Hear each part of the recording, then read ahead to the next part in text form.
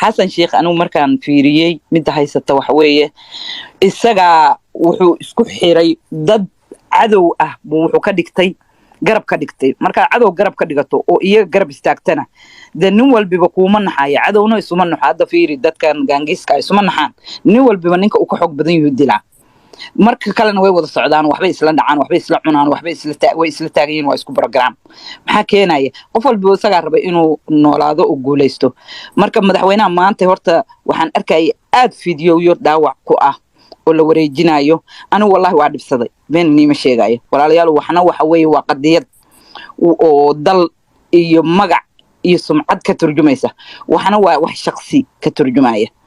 markii qofka mas'uulka ku ah waxa uu ka turjumaya ama hadalka markaas qiiminaya uu noqdo hadal ummadda dhan dhaawacaya anigu ma jecli in la wareejiyo because hadalkan hadda maanta aad loogu soo celinaya ahayd in meeshan uu tegey oo askarta lagu tababarayay oo aad loogu soo celcelinayay maanta xasan sheekh wuxuu wataa magacii Soomaalidu wataa wax uu yahayba laakiin way ina dhaawacaysaa in maaragtay wax horoo dhacay aynu ku soo celino waxay ahayd inaynu ku garaacno maantay war xasan oo wixii horeeto aynaan soo qufin oo ku garaacno dhan war maantay niyahow waad ogtahay qaladaadkii kaa dhacay qaladkii maanta kaa dhacayna waa muuqdaa meeshaasna waad ogtahay ardadaas iyo dadkaas iyo dhibkii loo geystay oo si kale wacyigelin loo siiyo laakiin in wixii la soo celiyo oo fideoyada ay maanta meel kasta qabsadaan wallahi way dhaawacday because anigu waxaan kaaya dhexgala walaala nadiifoy xasan u kaada hadhamaysatay awdalo raalaha marxaba su'aal baan rabay inaan weydiiyo marxaba iweydiina dhimal waxaan rabay anigu in maaragtay dhaawacaas inay xoogaa ina dhaawacayso leeyahay madaxweynaha maanta uu ah sababta dad badan oo xataa laga yaabi lahaa inay maaragtay isdhahaan ama isbedelaa ama wixii horoo dhacay wax ka bedelaa baa laga yaabaa inay dhaawac u keento waa anigu saan u arko anigu taydaan ka hadlayaa laakiin qof kaleeto ma cabirayo maskaxdiisa waxay ugu jiraan baan cabirayo wixii aan fiil garayna ilaa qof walba sibuu u fekeraa ilaahay fiishankiisa meel buu geliyey aad bay horta ii dhibtay laakiin haddana waxaan arkaa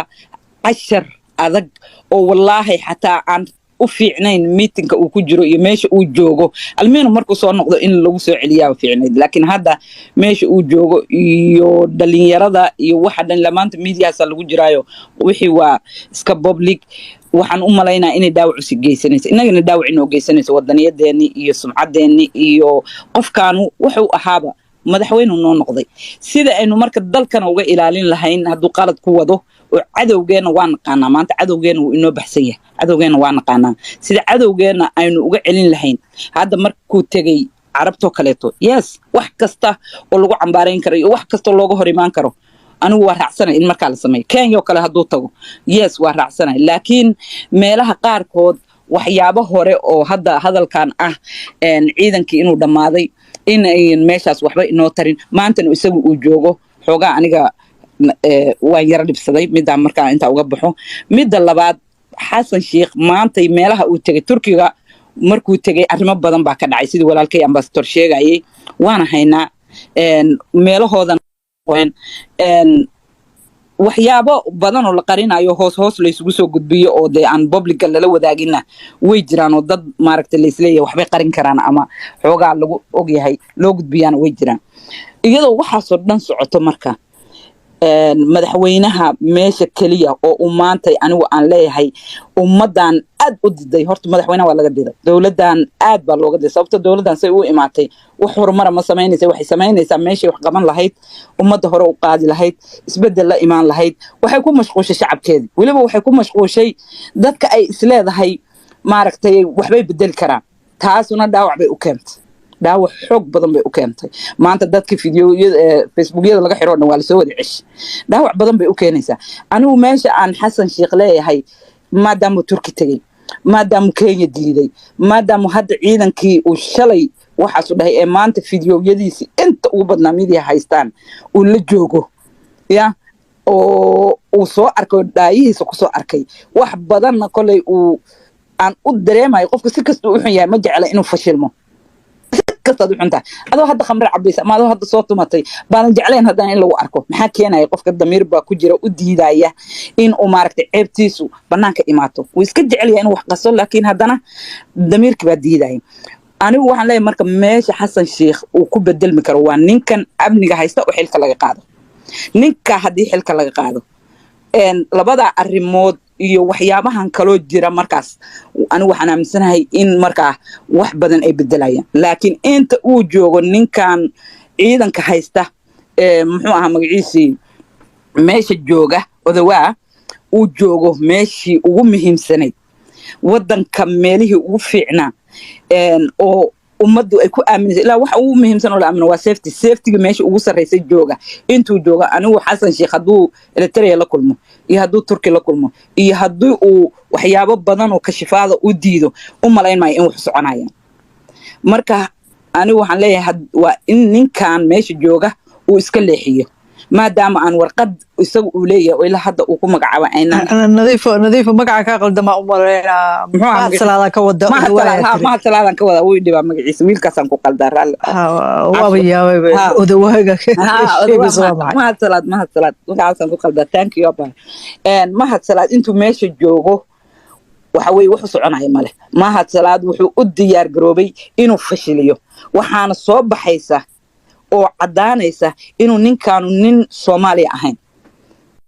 shakhsigiisa iyo sidoo u dhaqmaayo iyo ummadda uu beegsanayo iyo waddanka meesha uu la raadinayo intaba waxaa muuqata ninkaanu nin aan inaga matali karin inuu yahay marka ilaa uu hadduu ka qaado ilaahu xasan sheekh dawladiisu tallaabo qaado anuu taas aaminsan haddii laakiin ninkaasu sii joogo oo uu meesha joogo marna hadda inay sheegaya marna ha filnina in dawladdaanu hore u dhaqaaqdo inay dib u dhacdo ma ogi waliba meesha u xun bay gaaraysaa because waddanka waxa ka baxaya qof kasta qiimo laha waxa dhumaya kalsoonidii baa dhumaysa ummaduna markii kalsoonidu ka dhinto cabsidu badato waxa way cilad baa imaanaysa waad ogtihiin wax magaaladii cabsi baa jirta marka anigu waxaan dhihi lahaa xasan sheekh waa inuu ka qaado ninkaas xilka ra'iisul wasaaruhu uu sheegay haddaan waxaan ogaay on haya oo la ii soo diray in uu soo bandhigay laakiin madaxweynuhu diidan yahay madaxweynuhu marka haddii uu rabo inuu dawladdiisa hore u socoto oo shacabka dhageysto inuu shakhsi ka doorto ummadda Soomaaliyeed oo dhan mucaarad iyo muxaafidba inuu hal shakhsi ka doorto anigu waxaan u arkaa inuu rabin markaas dawladda inay hore u socoto laakiin inta bal ninkaas dhinac u dhacayo in hadda meelaha uu tagayo bal waxa uu ka soo bedelo fikradiisa iyo waxa uu la soo noqdo in maaragtay xoogaa aynu fiirino maadaama inagu aynaan ahayn qaran inaynu dumino aynaan rabin aan rabno in isbedel imaado aan rabno in mucaarad isagoo waddanku leh mucaaradka nafkiisa la dhageysto say power bay leeyihiin adduunka oo dhan bayna ka jirtaa mucaaradka waad ogtihiin hadda ingiriiska may ahayd ra'iisul wasaarahoodii maxaa ka qaaday xilka muxuu ku waayey corona jira miitana u qabtay baa waxay ku noqdeen laf dhuun gashay marka mucaarad baa caburina facebookan ka xira sharcigan ka kansala intaan dhiga qof hadlaan walacayda u dira kuwaan dila ma soconayso dawladdu waxa weeye qof la caburin karo ma laha haddii marka uu rabo inay hore u socoto dawladdaanu waa in uu isbedel la yimaado oo sida hadda uu bal wuxuu raadinayo maadaama uu Turki tagay maadaama uu ciidanka soo arkay maadaama uu arkay Kenya inay sharaftiisa rabin ay leedahay wax aan rabo qasab sababta waxaan ogahay anigu inay u diideen uu dhahay uu codsaday oo yiri dib iigu dhiga oo ay u diideen oo dhaheen maya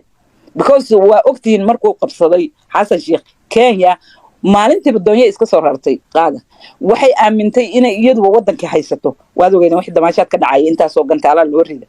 marka waddanku wuxuu u baahan yahay xasan sheekh hadduu caqli leeyahay waa inuu dhageysto dadka ka fikrad duwan waliba waa inuu dhageysto dadkan uu caburinayo dadkan uu dalka ka qixinayo kuwan uu weerarayo kuwan uu meel kasta ka ridayo inuu dhageysto waay ninkaas hadda amniga u joogana inuu xilka qaado waay inta hadduu sameyn waayo meel kasta uu booqdo wax kastoo lagula soo taliyo fikrad kastoo loo soo sheego waxay noqonaysaa hal bacaad lagu dhisay dalkuna meeshuu hadda joogo kasii fogaanaya anigu taasaan jaraysanahay raallina ahaada salaam bashiro raalli ahaw awdala su-aal qabaan ka joojiyey su-aasha mar walaalay waxaan baan ku jiray okay waaye axmed uu ka horeeyay iyo muxuu ahaa cabdi waad maasantay waa dhaafay walaale waad weydiin kartaa nadiifu way saaran tahay in adeer weydii waa soo jooga walaa hadda waa igu tagtay su-aashii laakiin fikrad fiican baad soo jeedisay waanaad mahadsan tahay walaale nadiif ciid mubaarak أنا سؤال ودينا بشير ومسؤال أدو قبتنا walaale may mawduuc yar baan rabay inaan galo wax yar oo aan kooban way heraan lahaa hadda way su-aasha aan dhamaysanay nadiif ana su-aal u qabaay nadiifoy waxyaabo badanaad tirisay waxaana tiri videogu wuu ku dhibo markaad aragtay waa sax video lagu farxa maaha laakiin ninkaas markuu hadalkaas ku hadlayay wuxuu ahaa qof u taagan madaxweynaha qaranka inuu noqdo wuxuu ahaa madaxweyne hore maqaamkiisa oo hadda taagan yahay wax ma dhaamin saas ay tahay waxyaabahaas uu ku hadlo uu ku dhaqmay ma waxaad leedahay qofka kaska saas u sameeyey asagoo madaxweyne hore dal ahaa dalka mas-uulkiisa soo qabtay madaxweynenimadana mar kale u tartamaya sharafta ciidanka ku qamaaraya hala dhaafo warka wuxuu sameynayaan la sheegin maadaama hadda uu shaatiga madaxweyne uu wato mideeda labaadna inta aad tirinaysa uu sameynayo anigu ahaan shakhsi ahaan aan aaminsanahay inuu raali ka yahay asigoo madaxweyne ah in dadka la gumaado naftooda halis la geliyo aad maqlaysid in la raadsanayo muxuu ahaa intii dowladda hore ku jiri jirtay oo dhan xataa gabdhihii aan la dhaafayn dadka ay baqayaan oo meelahooda loogu galayo intaas handadaada ay jirto qaarkood kuwa fakan kara ay ka carareen ay ka baxeen magaalada qaarkoodna loo diidan yahay inay ka baxaan ma xasan sheekh aan u jeedno oo intaasoo dhan saad adiga ku maqasho aniga ku maqlo ummaddan ku maqlaaya ee aanan hal maalin ka hadlayn gumaadkii garbahaare iyo geda ku socdana u jeeda kenya dhammaynaysa walaalay ka cadisa laga aamuso say u leedahay okay walaashay horta waa kuu sheegay aamuska anigu malihi laga aamuso oo aad baan u taageersanahay in meel kasta uu galo iyo goob kasta uu istaago tooshka lagu ifiyo laakiin midda aan diidanahay waxay tahay in adeer horaan u sheegay waxaan ku dhahay adigoo wax walba soo samaysay soo cabtay soo tumatay haddana waxay jeceshay inaa asturaato maadaama waagaas hadalkaa uu lahaa anigu ay belief inuu yan ninkaan madaxweyne filaynin qadar allay ku timaaday innaga nafkeena layna tastigaraynaya anigu waxaan ogahay aan aaminsanahay in imtixaan innaga dhexdeena ilaahay ina tusaayo ay tahay because markii qofkii aad dhibsanaysay ilaahay madax kaaga dhigo adiga naftaadu waa inaad dib isu fiiriso walaal waxa kaa qaldan anigu waxaan leeyahay marka waagaas uu eragaas lahaa muu belief garaysnayn inuu saas noqonayo laakiin wuxuu belief garaysnaa inuu dalka dumiyo isaga oo ku gabanaya madaxweyne hore u soo noqday tii isaga alla gacantiisa ku imtixaam waa midda haddaaya aan sheegay hadalkaygu inuu ku dhaafaa malayna miduu hadda yahayna bal hadda asoo ah waxaas dhacayana waa ku soo wada isaga alla ku imtixaamo maanta meeshii uu weliba dhahay waxay noo tarta male inay na dhibaatayso ma ogiyo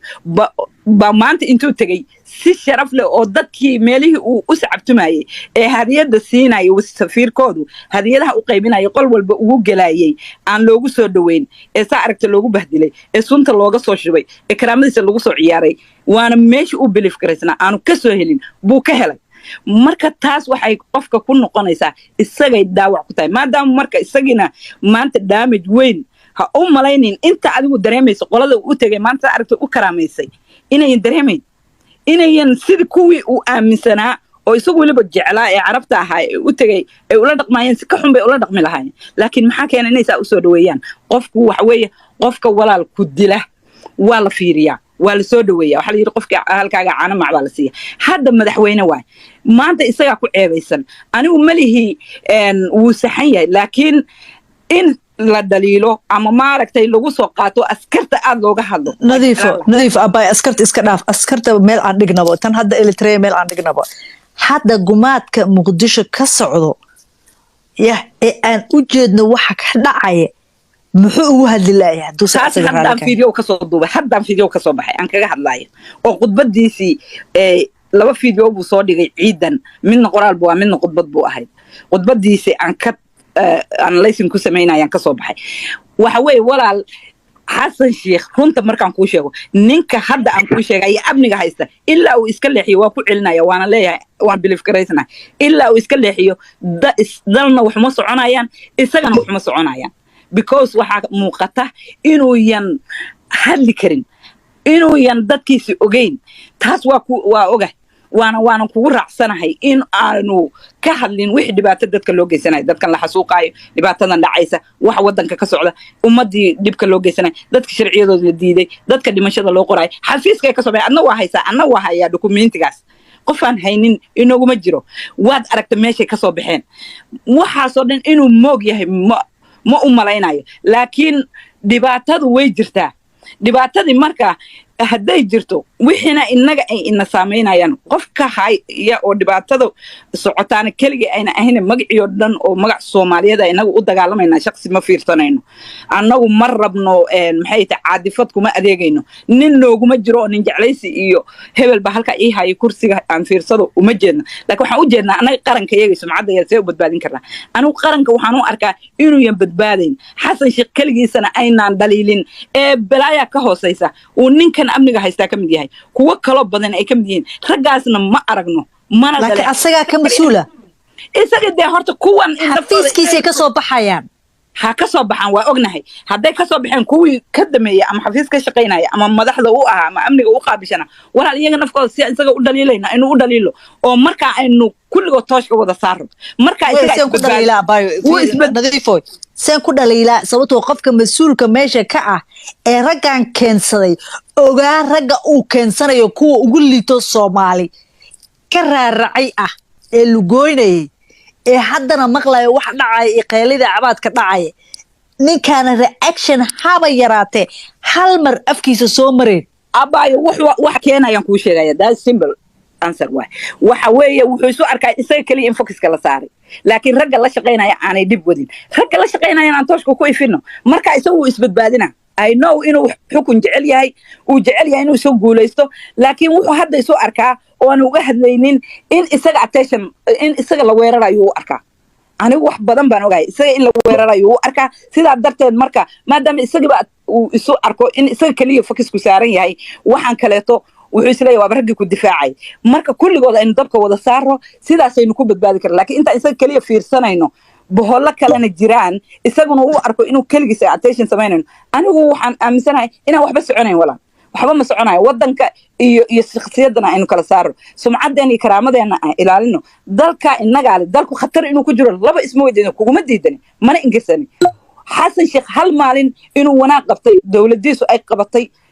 ma aaminsani mana muuqato hatta ma aaminsani ma muuqatoba inta uu qabtana waynu ognahay laakiin waxa la yiri seexeega loo xagtaa ilkana ku nabad galaan ninkan wuxuu soo arkaa in keligi la weerarayo in keligiisa attention lagu saarayo kuwa nafkooda wax qasaaya ee ka faa'iideysanaya wararka ay u geeyaan baan hayaan u codad baan hayaan muuqaalahay waxa loo geeyaa adiga la rabaa in xilka laga qaado adiga lagu diidan yahay adaan lagu la rabin sida ku timaan lagu faraxsanay dhinacana isaga warkana looga geeyna xaqi kalena waxa la rabaa in maaragtay iyagu